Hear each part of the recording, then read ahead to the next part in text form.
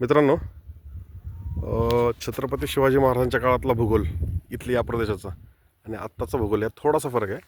फरक असा आहे की पलीकडे पाचगणी आहे वरती आणि पाचगणीची डोंगर आहे, पलीकडे महाबळेश्वर आहे, हा कमळगड आहे आणि मध्ये हे जे धोम धरण आहे हे गेल्या 60-70-80 वर्षात याचं म्हणजे बांधणी झालेली आहे.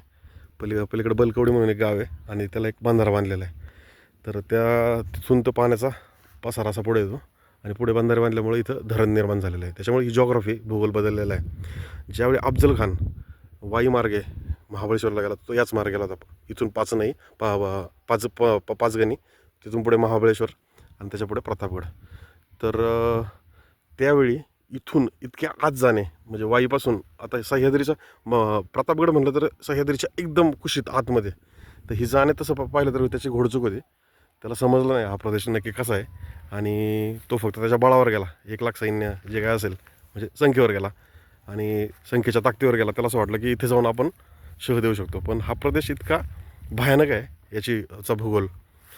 तर या स्थितीची भौगोलिक स्थितीचा जो काय वापर महाराजांनी केला आणि अफजल खानाचा जो काय कार्यक्रम झाला तो इथे सर्वांना माहिती आहे. त्याच्यामुळे आपला हा जो प्रदेश आहे या प्रदेशाची जी काही भौगोलिक स्थिती पूर्वीच्या काळची, महाराजांच्या काळची, आत्ताच्या काळची, यातला जे काही बदल आहेत ते समजून घेऊन आपण इतिहास समजून घेतला पाहिजे. तर तो चांगल्या प्रकारे आपल्याला समजतो. तर चला मित्रांनो, भेटूयात पुढच्या व्हिडिओमध्ये.